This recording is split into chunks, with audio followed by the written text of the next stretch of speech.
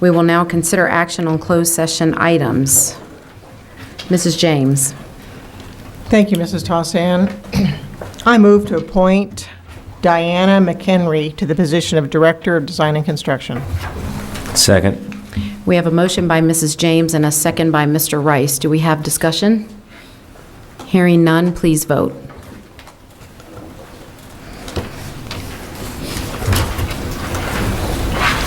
Motion passes. I believe that concludes action on closed session items. We will now go on to board members' reports. We'll start with the activity report. Ms. Helliger. Thank you, President Tassan. August 15th, board meeting notes. We have Fort Bend Educational Foundation board meeting. We participated in the Internal Audit Committee meeting, the Vision and Planning Committee meeting, the Fort Bend ISD 18 mini conference, 2016 Taipei Youth Sports Delegation meeting, 2016 Top Contractor Awards Luncheon, meeting with state representatives regarding educational issues, Fort Bend ISD launch, Fort Bend Houston Town Hall meeting with Mayor Sylvester Turner, Fort Bend ISD new teacher orientation luncheon, Ridge Point High School Panther premiere, groundbreaking ceremony for both elementary schools number 49 and number 50, Fort Bend Chamber Education Division luncheon with El Paso Superintendent Juan Cabrera, and Board President Dory Fennebach, Fort Bend ISD teacher convocations, Elkins High School football parent meeting, Go Public meeting, Fort Bend County bond program update, TASB summer board meeting. Thank you, Ms. Helliger. We'll now move on to board members' special reports.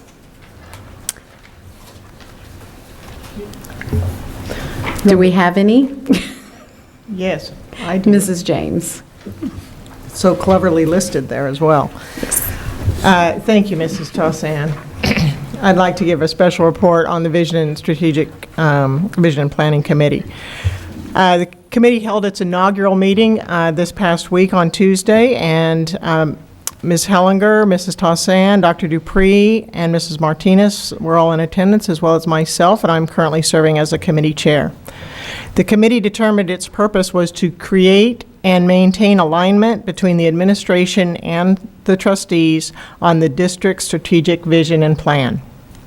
Furthermore, the committee determined its goal for this year would be to produce a strategic plan from the governance perspective. This plan would not be focused on department or administrative actions, but would be a visionary and governance level plan. The effort will involve committee work and Board of Trustee work. The effort will be undertaken to align with Board Policy BAA Local, which is a management oversight policy, BQ Local, which is a district planning policy, and AE Local, which includes the core beliefs and commitments. The resulting plan will be student-centered and will contain goals that are specific, measurable, achievable, relevant, and time-bound. Finally, the plan will demonstrate governance level continuous improvement as described in Board Policy AE Local. The committee will build on the work from the March 2016 board workshop, where framework, affectionately known as the Fort Bend ISD Roadmap to Success, was created by the Board of Trustees. And additionally, the committee will use Fort Bend ISD climate survey data, Let's Talk data, Facilities Master Plan Focus Group data and input, as well as the Board of Trustees ideas and conversations around 21st century schools during the educational specifications development process. Additional workshops and informational sessions may be necessary to gather input as the project develops. I'd like to make a comment. We also discussed the District of Innovation because that had come up last week in our meeting. And the committee foresees that options allowed in or as a District of Innovation may be valuable tools in implementing the strategic plan when it is developed. So in other words, the District of Innovation may be a tool for achieving our strategic plan goals. And we'll be discussing that more tonight. They're considering that resolution tonight. The committee plans, just so you know how hardworking we are, the committee plans to meet 3 more times before the end of September to synthesize gathered information and develop preliminary plan components. Thank you, Mrs. Tossan. Thank you, Mrs. James. Appreciate that. Do we have any other special reports this evening? Mrs. Tossan, I have a report. In my capacity as TASB director, I attended a summer meeting of the TASB board July 28th through the 30th in Grapevine. A few things that were reported. One was on social media. It's kind of interesting. TASB is urging all directors and trustees to use social media. And since I'm a confirmed Luddite, I'm not sure how successful I'll be, but here's an example. Facebook, they listed all these different apps, Facebook, and they used an analogy. On Facebook, you'll say something like, I like pizza. If it's Twitter, I'm eating pizza. If it's Instagram, here's a photo of my pizza and a dozen different filters. If it's Pinterest, here's a recipe of pizza. And, you know, all the way down to Skype, let's video chat so we can eat our pizza together. So very, very interesting. We also had an update on school finance, and Mr. Bassett, there's a draft report of TASB's finance plan. I hope that you received it. Grover Campbell gave kind of a look back. The projected budget for the 2015-16 biennium as proposed by Comptroller Glenn Hagar in June of 15 showed a surplus of $6.4 billion and a rainy day fund of $11.1 billion, and over time that has been reduced to where the surplus could possibly shrink to zero. There are also several lawsuits pending. One is the state of Texas foster care system. If the state loses this, they'll give up $100 million of funding on an annual basis. Interestingly enough, AMC Movie Theaters has a $6 billion lawsuit pending before the state. If they win, they'll also reduce $1.5 billion per year in revenue after that. Of course, the school lawsuit we lost. We have David Thompson coming to talk about this on September 9th at the Administrative Annex to kind of talk about the aftermath of us losing this lawsuit. We've invited all of the school principals, PTO presidents, and superintendents, trustees from Stafford, Lamar, and Fort Bend, as well as all of our state representatives and senators and locally elected officials. The TASB plan, in essence, seeks to create a single-tier guaranteed yield funding formula that would give us another $3 billion for the first biennium. It's not likely that will happen because the state doesn't have the money. I won't read this whole thing. It's been given to Mrs. Kaiser so she can include it. We have the grassroots coming up, and Mrs. Tossan will be participating in that at the TASB conference at the Delegate Assembly. And that's basically it. Thank you. Thank you, Mr. Rice, very much for keeping us updated. Can I make a comment? Yes, please, Mrs. I just James. noticed here on the TASB Nominations Committee that Mr. Jim Rice of Fort Bend ISD has been nominated as a Secretary-Treasurer as an officer for TASB. And so I would like to say congratulations, Jim, and we'll be pleased to support you in that endeavor. Thank you, Mrs. James, for making that statement. Absolutely. And thank you, Mr. Rice, for your service. All right, moving on to the consent agenda, item 10. Does anyone have anything to remove from the consent agenda? Yes, Madam President. I'd like to remove item E. All right, that's item 10E. Yes, 10E, excuse me. Anything else? All right, can I get a motion, please? Madam President, I move to approve the consent agenda as presented with the one exception of 10E. Second. We have a motion by Mr. Rice and a second by Ms. Helliger. Do we have discussion? Yes, Madam President. First, I wanted to give thanks to Steve Bassett and his team after we vote. We're going to vote on the Okay. consent agenda first. Okay, okay. Does Sorry anyone about have that. any discussion on the consent agenda items? Hearing none, please vote. That's okay. Motion passes. All right, moving to item 10E. Sorry about that. Approval of setting the proposed 2016 debt service tax rate at 30 cents. Can I get a motion? Madam President, I move to approve consent agenda item 10E as presented. Second. We have a motion by Mr. Rice and a second by Ms. Helliger. Do we have discussion? Mr. Verdean. Yes, Madam President, I'm sorry about that. First, I'd like to thank Steve Bassett and his team, along with any other administrators involved in the discussions of our current tax and our future tax rates. As you all know, we have had lots of dialogue and many considerations about the tax rate, and I believe all of us up here have put lots of thought and consideration into these talks. This spring, we talked about the 28-cent tax rate, and we built a budget with that rate. As a member of our community and a taxpayer, I would like to see us go with the 28-cent tax rate and give some tax relief to our community. I hope that our legislators in Austin I hope that our legislators in Austin give us the support that we need going forward in the future. And if they don't, I do know that we have a very strong community that would be willing to help us in the time of need in the future for future tax revenue.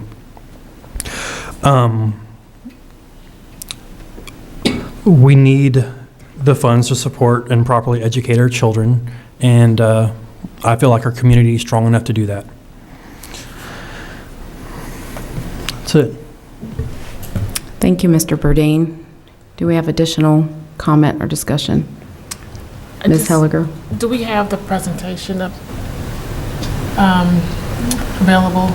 I just wanted to make sure, what are we missing if we don't do the 30 cents? If we go back to the 28 cents?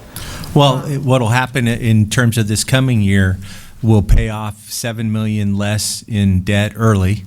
Okay, if we stick with the 28 pennies as described, we won't have as much flexibility going into the 2017 year or the 2018 year. If we do have higher growth, we should be able to handle it, but we just don't know. And so a lot will depend on the growth in the coming years. One of the good things is that we do have a lot more flexibility than most districts because of our debt structure, the way we're set now. If the growth isn't as strong as we project, what we would probably need to do is we'd probably just need to increase the weighted average maturity of the debt that we do issue in the future and push some of it a little bit farther out. But given the structure that we have, I don't think that we'd have to push out anything longer than 30 years.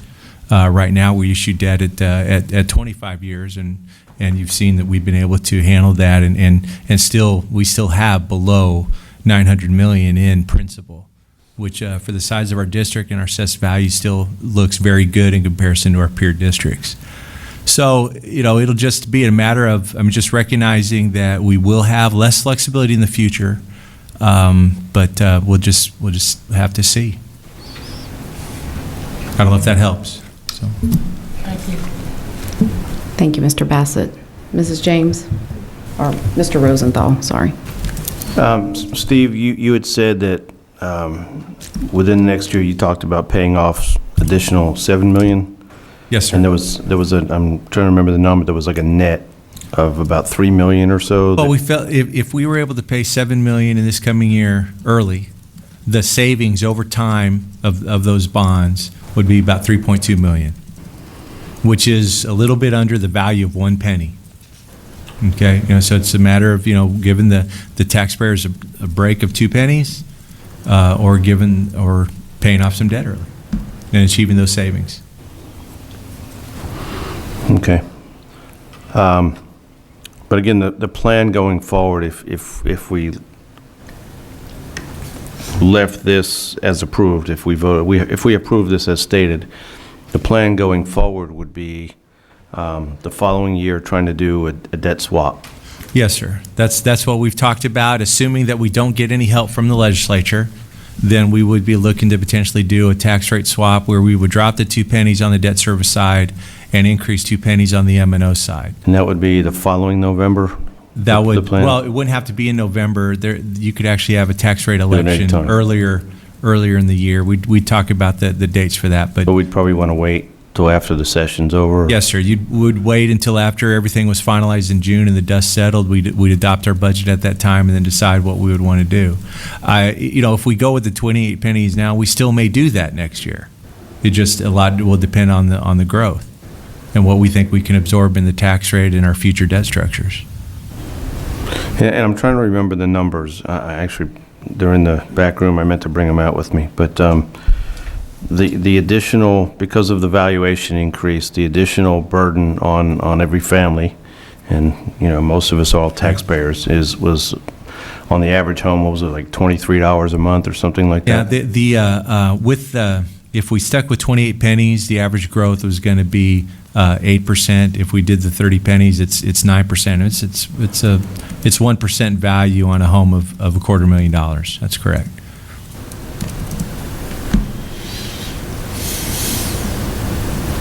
Okay. Thank you, Mr. Rosenthal. Mrs. James? Okay, so, Mr. Verdean, what I was understanding is you were suggesting going ahead with the 28-cent tax rate that we talked about before. Yes, ma'am. And so the benefit of that is immediate tax relief. The drawback is then not paying off the debt early that Mr. Bassett talked about. Right. So a little bit higher long-term cost. And then, as I understood it, Mr. Bassett, one of the things that you talked about in the strategy was that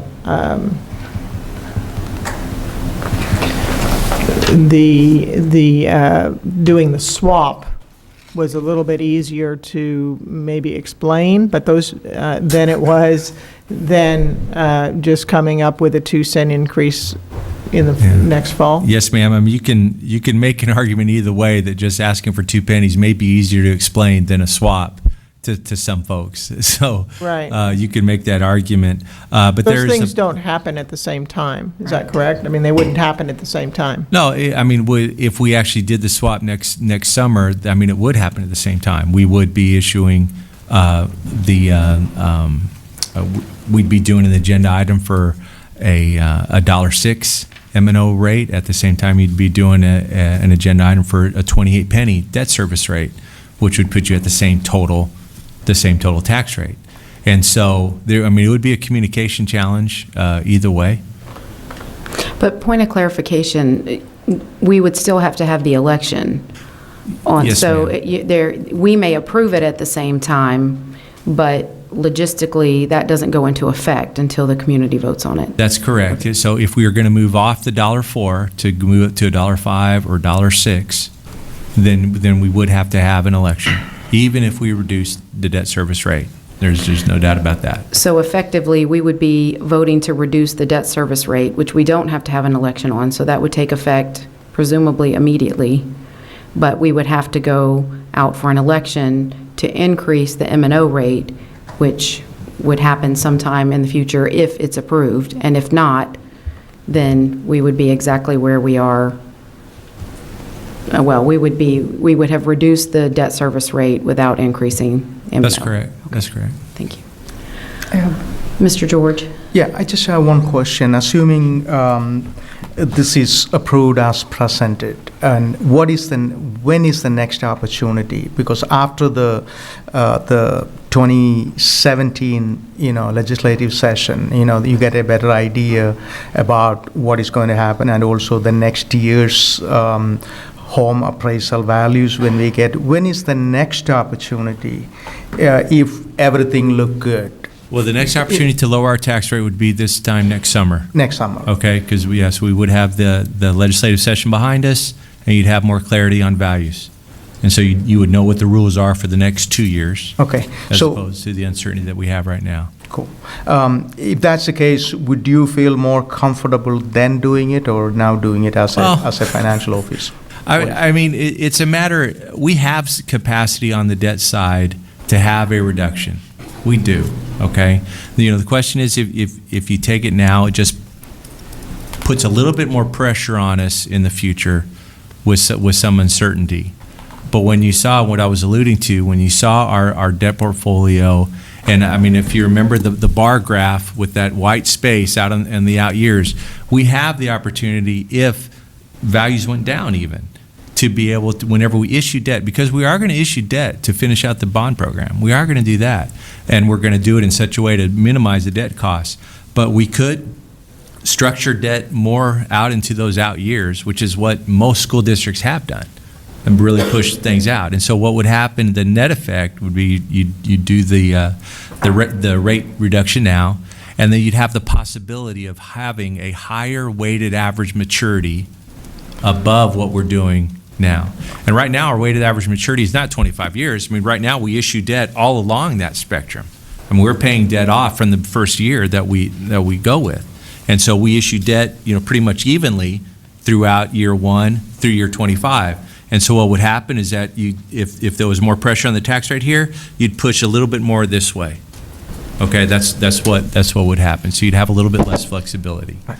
And also, it's assuming we are going to finish with this current bond program. It's possible we are going to have one more, the second phase of the bond program. We don't know at that point what kind of rate we would be able to offer at this point. No, that's true, except that because we have the capacity that we've had, and with some of the tools we've been using, I've been optimistic if growth has continued that we'd be able to absorb 2018 without a tax rate increase.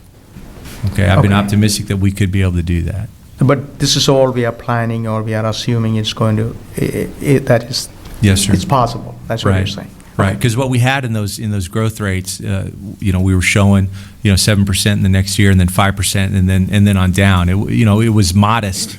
It was modest in terms of those projections. Sure. And so if we end up with growth of 8% over several years, then that wouldn't be any problem. We just but the fact is we just don't know. We don't know what those assessed values are going to be. Sure. But we do have a lot of tools in the toolkit to manage our debt structure and to manage the tax rate. Thank you, Mr. Bass. Thank you, Mr. George. I wanted to just Mr. make Verdean. one comment here.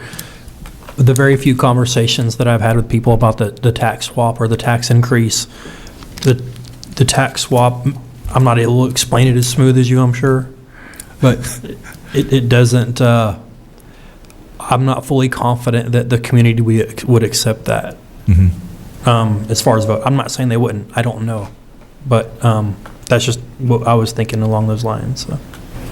Thank you, Mr. Verdean. Mrs. James?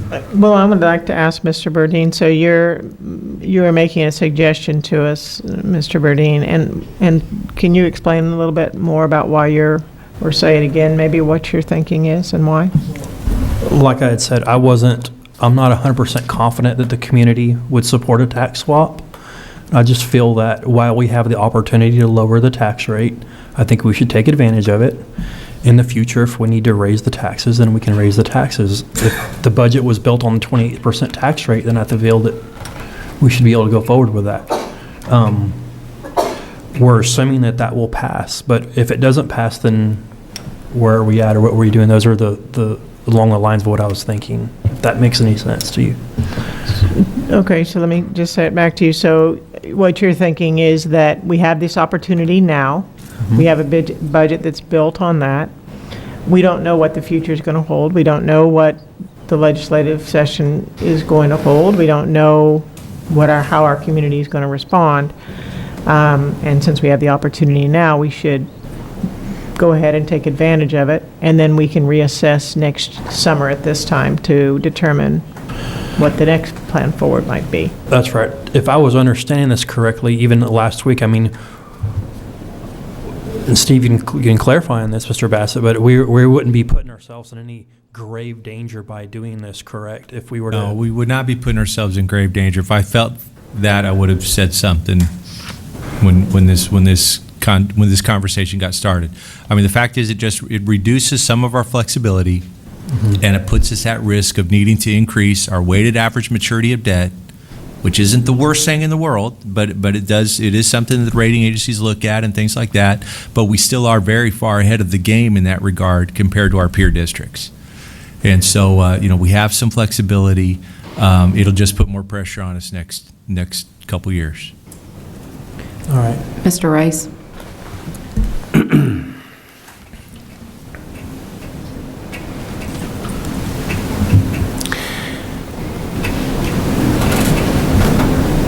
Mr. Verdean, I believe that, as you said, the community will support Fort Bend ISD if we have clearly articulated what we are doing. I attended a presentation of the superintendent and board president from El Paso ISD last Friday. They did this very thing. They did a debt swap of 2 cents, but they did it close together. And I think that if we were to reduce the tax rate now, while I know we have a very educated and intelligent community, I think that as for myself, my memory is short. And if we were to go back a year from now and try to have a tax referendum having granted this 2 cent relief, I'm not sure the public would recall that. And so my feeling would be that we should try to do it closer together. And I'm a little uncomfortable voting on an operating budget with an increase based on a 2 cent tax increase that's not yet going to go for an election until November, because we vote on our budget in August. So I'm not sure how that works. June. So we're getting the cart before the horse in that regard. And I want to be a careful steward of the taxpayers' money, but the community has in the past sometimes had difficulty understanding the difference between the M&O tax rate and the debt service tax rate and why they can't be mixed. So I'm uncomfortable doing it at this time when we continue. If we leave the INS tax rate unchanged, we continue to pay down debt. Those are my thoughts.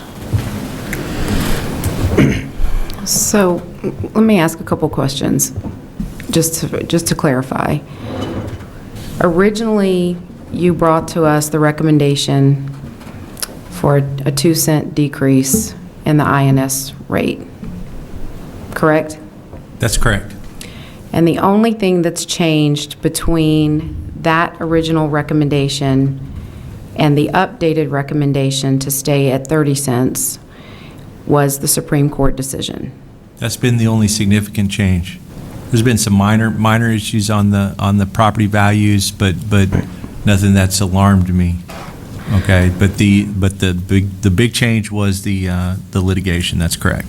Okay, so it was my understanding from you and your presentation that you changed your recommendation from a 2 cent decrease in the debt service tax rate to sustaining or maintaining the debt service tax rate because of the concern that the legislature was not going to give us relief and basically give us more funding based on the Supreme Court decision. Is that correct? That's correct. So we're still in the same place that we were previously, not knowing what kind of additional funds we're going to get. We're just more fearful now that we may not get relief because of the Supreme Court decision. Is that correct? Yes, ma'am.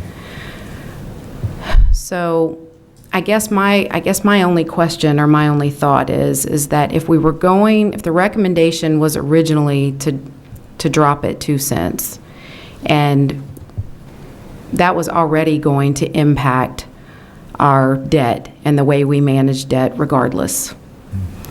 The point was to try to maintain the tax rates until we could actually do a swap and tell the community that we're not going to raise your taxes, we're just going to keep them the same by decreasing the debt service tax rate and by increasing the M&O. Correct. So we can still go out next year for an increase in the M&O tax rate, 2 cents. And I guess my thought on that is, and your point's well taken, Mr. Rice, because I've thought about this both ways, is what would be best? You know, I like the idea of paying off debt early. I'm very fiscally conservative. I like the idea of saving the $3.2 million in interest. But I'm balancing that with if we can give some tax relief based on the original recommendation now, and hopefully the legislature will help us out. And if they do, then we may be fine. We could be fine. We may not have to go and ask the community for an increase in the M&O. And if they don't, then my hope would be that the community would understand that we tried to give the tax relief when we could, and if the legislature doesn't give us more money and fund the district like they should be, then we're going to need to go and ask the community for help, and the tax rate will stay the same as it is now.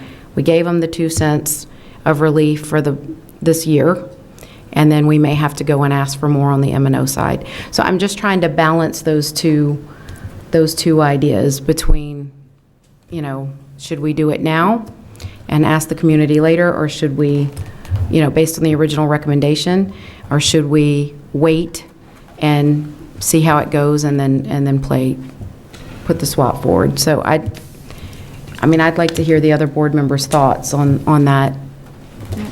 Well, I've reported that the way the state finances are right now, that TASB is not very optimistic of the legislature giving us any more money. And that's because oil revenues have declined significantly. We all know that. And the surplus that was projected in June could shrink to zero. And they're not going to want to spend that rainy day fund very easily. Now, I was on the board in 2010 when we had a $28 million shortfall. 86% of our budget are salaries and benefits. And people came to me and said, Jim, oh my gosh, we've $28 million shortfall. Can we have a bake sale? Can we have a car wash? And I said, yes, we can. But the annual electric bill back then was $15 million a year. So if we turned off the lights and AC in every facility we own, we'll still be $13 million short. We riffed 400 teachers. We cut Kickstart at almost every campus. It was extremely painful. Since Dr. Dupree has arrived, we've been in the fortunate position of granting pay increases. This board has not suffered through a painful reduction in revenue, and so I am concerned, and I would not. We're going to need the extra money because teaching is labor intensive. Kids need teachers. They don't need computers. They need teachers. They need human beings. They need teachers to teach them, and it's labor intensive. We're going to need that money, and I just want us collectively, whatever this board decides to do, I will support. But we need to reserve and keep our powder dry so that we have the best chance of communicating with the community to support an increase in the M&O tax fund. And I'm very nervous about voting on a budget in June and having a tax referendum the following November. Mr. Rice, on that note, one of the things that we are seeing in other districts they're having tax rate elections as early as August. I think it's even some in September. I think whenever the uniform voting started, that has apply to bonds, and it stayed that way, and the bonds still have to go in a May or a November election. But because the tax rate elections were so far removed from the budgets themselves on the M&O side, I think that the legislature did give flexibility in a subsequent session. And so there is flexibility to have it closer to the when the actual rates are adopted in the September timeframe. Yes, and with respect, Mr. Bassett, that does not comfort me in the least. Oh, I just wanted to make sure you understood we had that And that is because our flexibility. voter turnout is abysmally low. And that makes it much easier to target and defeat a tax referendum.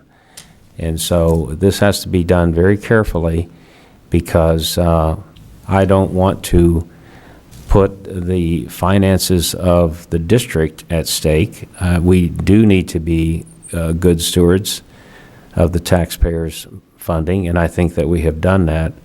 But when funding is reduced and we have a shortfall, when a budget is comprised 86% on salaries and benefits, the only significant area to cut expenses is cutting people.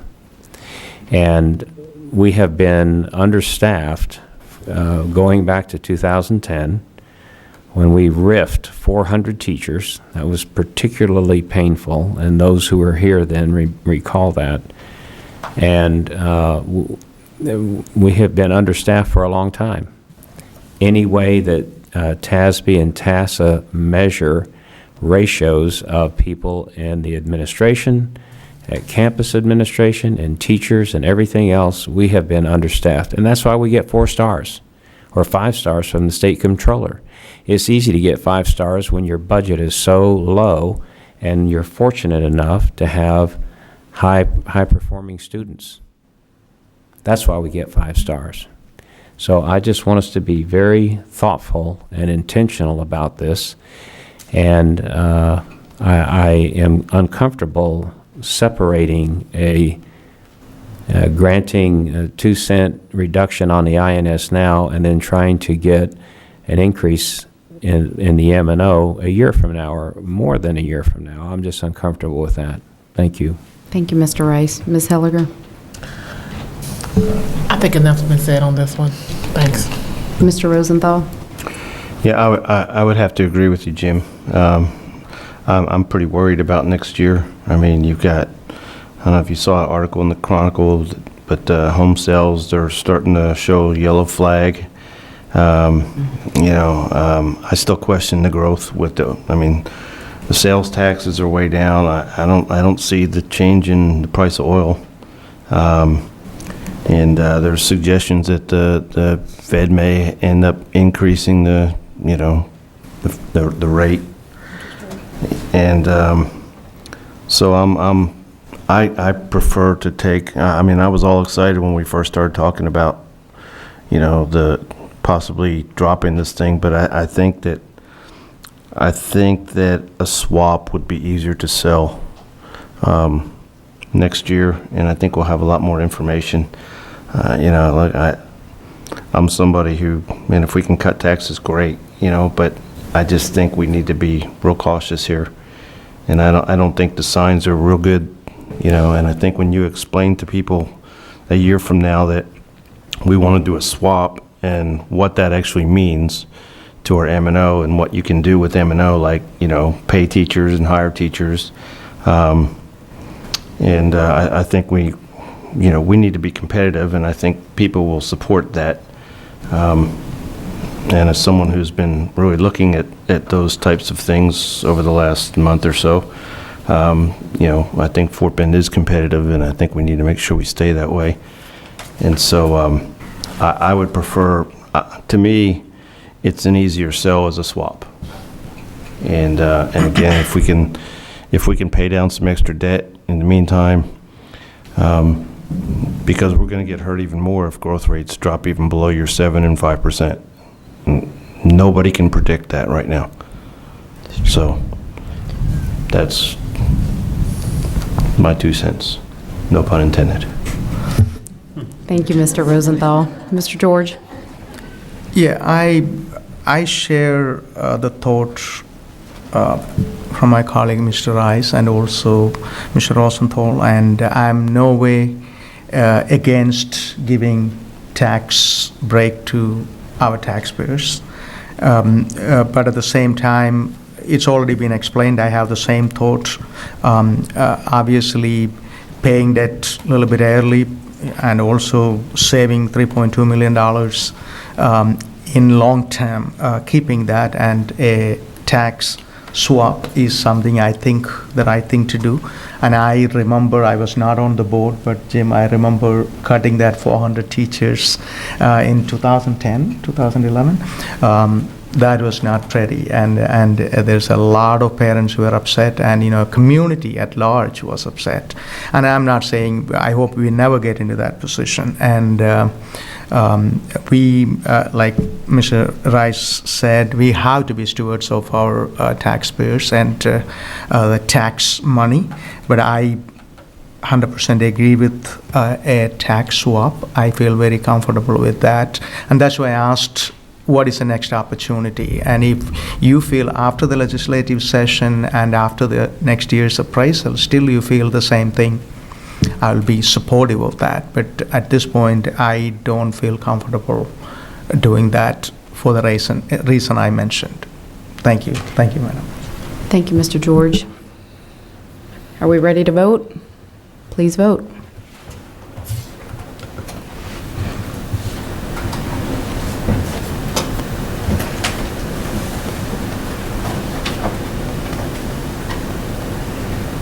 Motion passes. Moving on to action items. 11A, approval of a resolution regarding an incentive payment in the form of a one-time retention supplement payment for staff not on the teacher's salary schedule. Can I get a motion? I move to approve agenda item 11A as presented. Second. We have a motion by Mrs. James and a second by Mr. Rosenthal. Do we have discussion? Hearing none, please vote.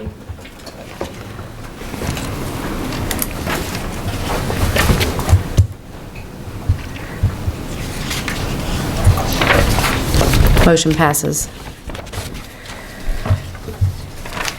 Action item 11B. Oh, sorry, that's been pulled. 11C, the 10-foot electrical easement along the backside of Baines Middle School. Can I get a motion, please? Motion to approve item 11C as presented. We have a motion by Mrs. James and a second by Mr. George. Do we have discussion? Yes, just to note, I will be abstaining from this one because it involves CenterPoint Energy, which is my employer. Thank you, Ms. Helliger. Hearing no other discussion, please vote.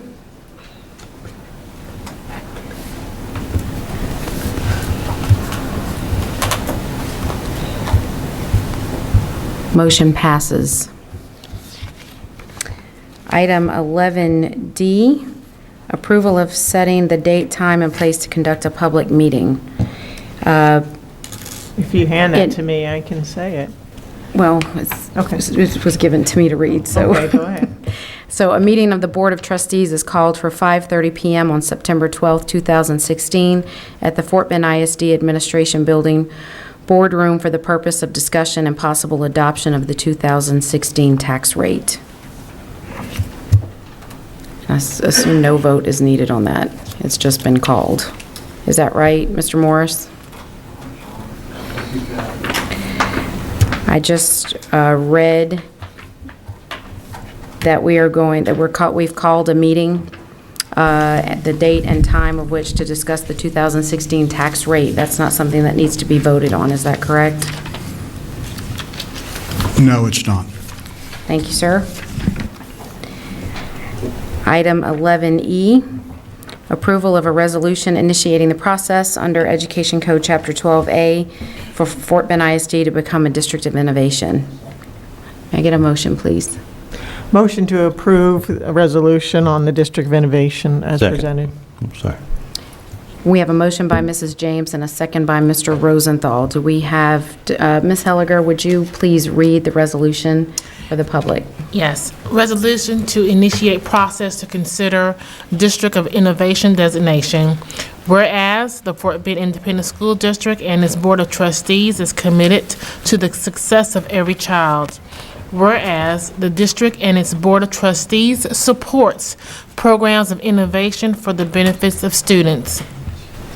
Whereas Texas law provides Texas public school districts the opportunity to be designated as districts of innovation, provided a district's most recent performance rating under Texas Education Code, Section 39.054, is at least acceptable. Whereas the Fort Bend Independent School District's most recent performance rating under Section 39.054 is acceptable. Whereas the Fort Bend ISD Board of Trustees believes in the freedom of public school boards to exercise local control over the decision-making processes for the districts they serve. And whereas the Fort Bend ISD trustee values community input and will hold a public hearing to receive input from district stakeholders before deciding to appoint an innovation plan committee for the purposes of developing a proposed plan of innovation. Now therefore be it resolved that the Board of Trustees of Fort Bend Independent School District, by adoption of this resolution, initiates the process of exploring and considering designation of the district as a district of innovation under Texas Education Code, Chapter 12A. Be it further resolved that in the connection with the board's exploration and consideration of becoming a district of innovation, the superintendent shall provide the board analysis regarding the district's capacity for undertaking the District of Innovation process, including assessment of potential impacts on the district's progress toward achieving established board priorities. Adopted this 15th day of August 2016 by the Board of Trustees. Thank you, Ms. Hilliger. Do we have discussion? Mr. Rosenthal. Great idea. Mrs. James. Well, like I said before, this came up in our vision planning meeting last week as a tool that might be a really exciting tool for our school district, and so I'm looking forward to exploring it. Thank you, Mrs. James. Okay, no further discussion. Please vote.